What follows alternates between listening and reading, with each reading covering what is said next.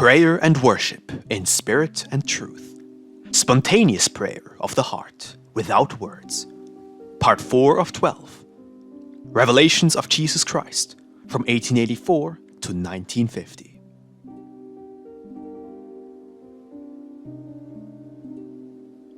Thus saith the Lord. My people, this is the voice of the Holy Spirit, the spiritual manifestation of God through the faculty of your understanding, not to reveal a new law or teaching, but a form of worship and communication with God that is far more advanced, spiritual, and perfect.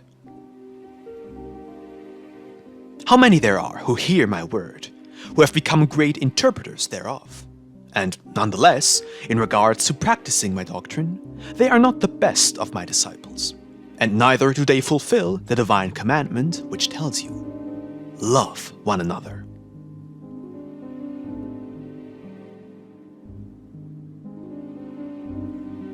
In contrast, behold how easily one who puts merely a single atom of my teachings into practice is transformed. Do you require an example?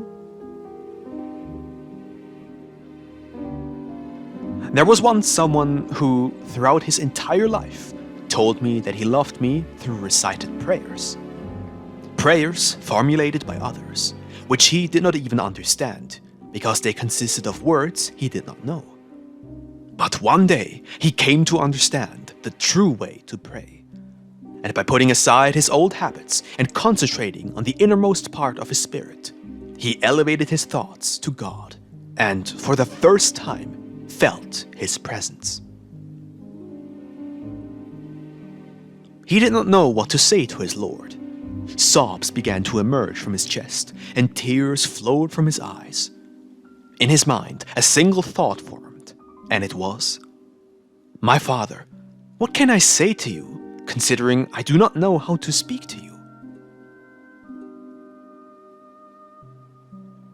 But those tears, those sobs, that joy within, and even his turmoil, spoke to the Father in a language so beautiful, unlike anything you could ever find in any of your human languages or books.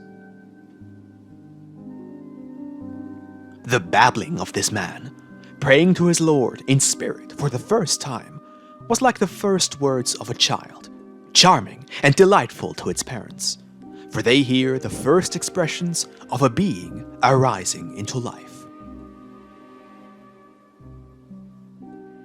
The elevated spirit knows that the human word impoverishes and diminishes the expression of the spiritual thought. That is why its material lips remain silent, to elevate itself with a language only God comprehends, enunciating the secret it has concealed within its innermost being. How much joy you bring my spirit, when I see that you elevate your thoughts in search of your Father. I allow you to feel my presence, and I shower you with peace. Seek me, speak to me, and do not let it bother you that your thoughts are ungainly in expressing your pleas. I will know how to understand them. Speak to me with the confidence with which one speaks to their father. Tell me about your concerns as you would to your best friend.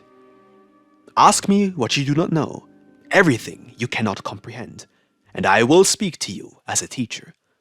But pray, so in that blessed moment of spiritual elevation towards me, you might receive the light, strength, blessing, and peace which your Father grants you.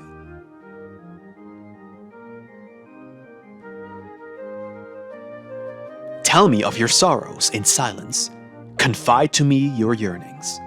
Though I know all, I wish for you to learn to formulate your own prayers until you are ready to practice the perfect communication between your spirit and the Father.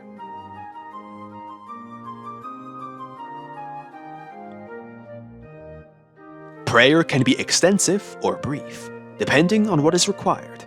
You may, if you so desire, spend hours in spiritual bliss, should your physical body not grow tired, or should no other duty require your attention. And prayer may be as brief as a single second, should you find yourself subjected to a trial that has taken you by surprise. What reaches me are not the words with which your mind attempts to formulate your prayers, but the love, faith, or need with which you present yourselves to me. That is why I tell you that there will be times when your prayer will last no longer than a second, for there will be no time to formulate thoughts, phrases, or ideas as you are accustomed to doing.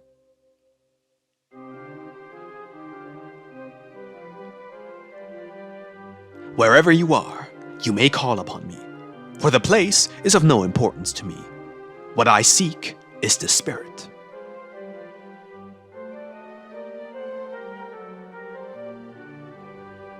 During the second era, a woman asked Jesus if the place where one ought to worship God was in Jerusalem, and the Master answered her, "The hour draws near when neither Jerusalem nor any other locale will be the proper place to worship God, for he shall be worshipped in spirit and truth, that is, from spirit to spirit." When my disciples asked me to teach them to pray, as an example, I bestowed upon them the prayer you call the Our Father, making them understand that the true and perfect prayer is born spontaneously of the heart and ascends to the Father. It must contain obedience, humility, confession, gratitude, faith, hope, and adoration.